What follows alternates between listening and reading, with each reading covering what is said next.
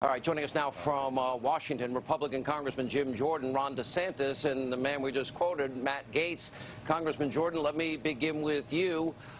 Do you know, as I have heard directly from people, Sarah has heard, Catherine Herridge has heard, and others, and Greg Jarrett, that in fact we have Rod Rosenstein threatening, intimidating, to use the power of that office to go after people in Congress and their staffs trying to do their job? I believe it's happened, Sean. I've talked to folks who say it's happened who were there. So if, in fact, this did take place, which I think it did, this is the executive branch threatening staffers of a standing House committee trying to do their job and get answers for the American people. This is as wrong as it gets. And the fundamental question it raises is, will the Speaker of this House stand up and defend House Intelligence Committee staffers? And the best way to do that, in my judgment, is to bring up the resolution that the three of us introduced and Mr. Meadows and others introduced earlier today on the House floor. I agree with you. Where is the Speaker on that, Congressman Ron DeSantis?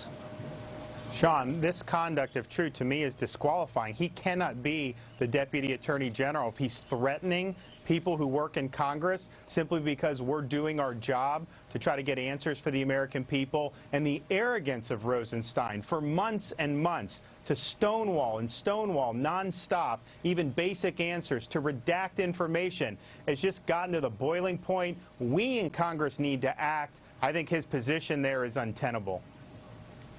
What I am hearing, Congressman Gaetz, is that one of the reasons Rod Rosenstein is doing a lot of this is because there are specific documents with specific days and specific dates that may implicate him. Have you heard the same thing? We have, Sean. Rod Rosenstein is intractably conflicted in this investigation, and as brave patriots like Kash Patel work hard for the Congress to expose the corruption and the bias, then they're threatened by Rod Rosenstein. This is outrageous. Kash Patel was in my office concerned for the fact that he, as a staff member, was doing his job and then somehow had a different branch of government bringing these threats upon him. So, I'm sick and tired of Rod Rosenstein's games. I think we need to impeach Rosenstein. He won't turn over documents. He signed a FISA renewal against the President of the United States. And frankly, if we don't step up and defend our institution, then what good is the Congress anyway? Well, okay, and he has this temper, which I don't know if all of you heard about it, because can you shake your head? Because I've heard about it, and even, I think Chairman Nunes is being pretty nice because, I just assume he didn't want to go on the record, but to use that power the way we're talking about here. Here is what I'm hearing, Congressman Jordan. It's either going to be the President demands these documents or Congress has the option of impeaching him. And that would require the Speaker to step up here.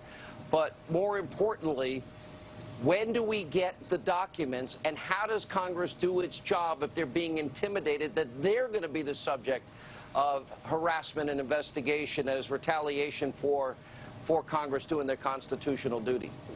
Sean, you're right. There's certain tools we have in the toolbox. They should all be at our disposal to get the information we constitutionally are entitled to get answers for the American people. It's really that basic. I think this week there are kind of two fundamental questions. The first one is the report comes out tomorrow from the Inspector General.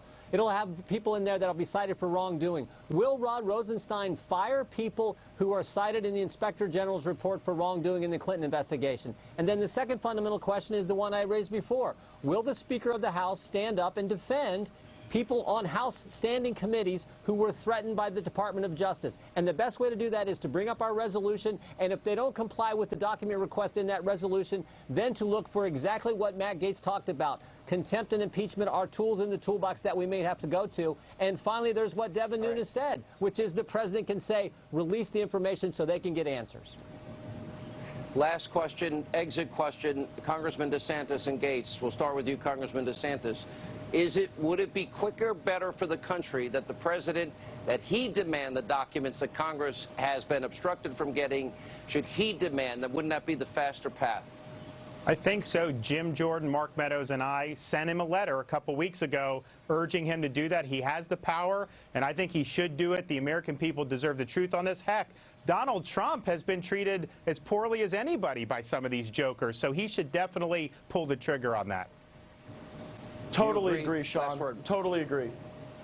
Absolutely. Look, the President has the power to bring this thing home. He can do it, and we're going to stand behind him.